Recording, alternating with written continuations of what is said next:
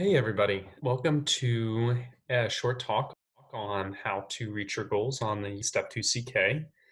My name is Mike Stevens. I am a PGY1 medicine intern at Brigham and Women's Hospital, who will be continuing on to do a dermatology residency in the same health system. And I'm also a med school tutor's USMLE Step 1, Step 2 CK, and Step 3 tutor. We're going to talk about a little bit in terms of what the exam is about, what to expect as you're approaching it, and just broad strokes about the typical things they test on this test, the important resources that you should be focusing on, and with a particular emphasis on question banks and textbooks, as well as some of the other ancillary resources you can look into. Spend a little bit of time talking about constructing your calendar and developing your study plan going forward for your dedicated study period or the time you carve out to prepare for Step 2 CK. And then just generally about some mistakes to avoid in approaching this exam. And so just to dive into a little bit about the exam day itself, one of the contrasts that you'll see between Step 1 and Step 2 CK is that Step 2 is longer. It has one additional block of 40 questions. So you're going to have 8 blocks of questions for a total of a total of 318 questions. Some have less than 40 if you have a vignette or a passage, a drug ad, if you will, that you have to unpack. So each of those 8 blocks encompasses 60 minutes. You also have the typical 1 hour break that you did for Step 1 as well. That also folds in the 15 minutes of the optional tutorial. One thing I like to highlight is that you have access to this tutorial ahead of time before you start the exam, before you go into the testing center. And so it's to your advantage to make sure you familiarize yourself with the interface and do the tutorial at home so that you're able to kind of blitz through that on exam day and shore up that extra 15 minutes to total an hour break time that you'll have over the course of the day. A little bit about what this exam actually tests, and in particular, an emphasis on the differences between this exam and what you might have experienced with Step 1. Far and above the most important thing, again, is in relationship to patient care. And that's going to be similar to what you had experienced with your previous board exam. As far as you'll have vignettes that describe a history, a physical exam, vital signs, you'll have a laboratory data. Sometimes you'll have imaging, electrocardiograms, those kinds of things also folded in. And that's going to occupy the majority of your test. And in addition to that, you're also going to have a degree of the basic science that you had experienced on Step 1. But what you'll see is that it's significantly lower. It's this 12 to 16% range as compared to what it had been for Step 1, where it was substantially more. And then what you're going to see is that there's a lot stronger emphasis on the actual delivery of care. And so that's going to manifest itself in ways like patient health maintenance, disease prevention, so vaccines and screening tests, surveillance, and USPSTF guidelines for those things, as well as management and intervention. So a lot of the questions that kind of fall into the realm of what is the next best step in management, or what would you like to do next, to actually take the knowledge that you've accrued in your preclinical years and then over the course of your clerkships to begin to apply that to real patient scenarios and patient vignettes. And then you're going to see as you progress through your board exams, and certainly to a large extent on Step 2, there's going to be a degree of professionalism, and so medical ethics and understanding, sometimes navigating ethically fraught or ethically challenging patient scenarios.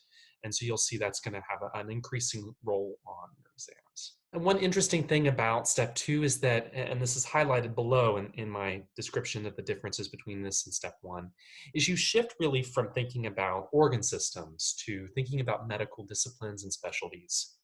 And in particular, internal medicine, and that's what I'm kind of referring to in that first line, is going to occupy a large proportion of your exam.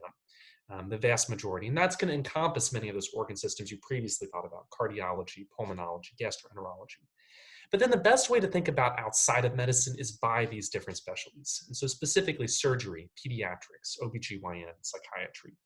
And so you kind of have just a different approach to how you think about preparing for this test.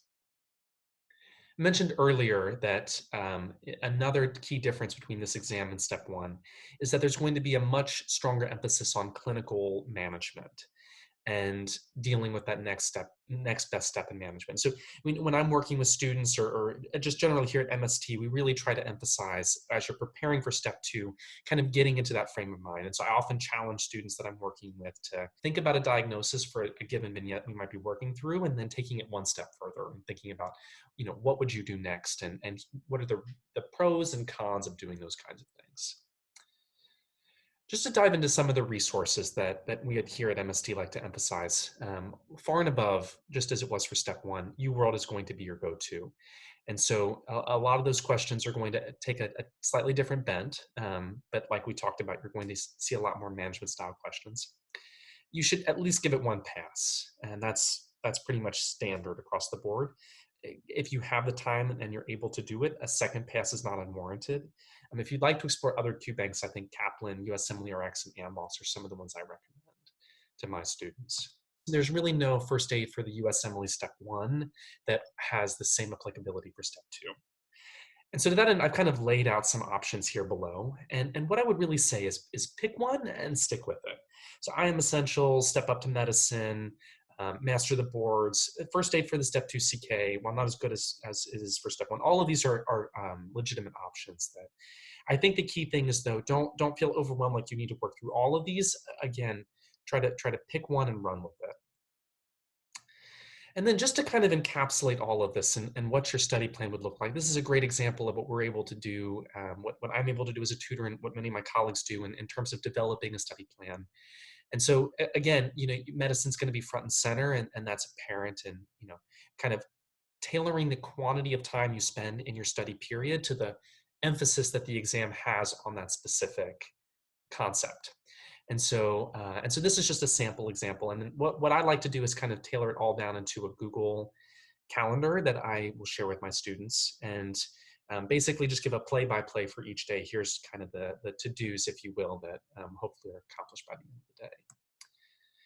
The one key mistake that I want to emphasize and encourage you to avoid as you prepare for step two is really, there's so much information out there. It's not realistic to be able to learn everything that you could possibly be tested on.